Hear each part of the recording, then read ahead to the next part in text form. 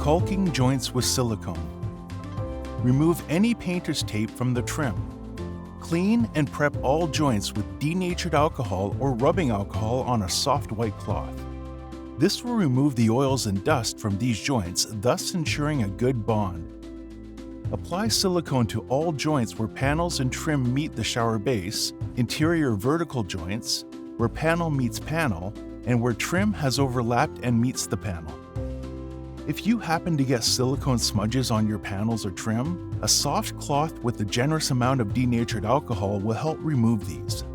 The exterior where trim meets sheetrock can be siliconed if your wall is already painted.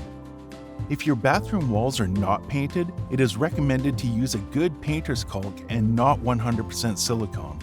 Paint will not adhere to silicone. Painter's caulk is easy to apply and cleans up with a wet rag or wet finger. Please allow at least 24 hours before installing plumbing fixtures and using your new shower surround.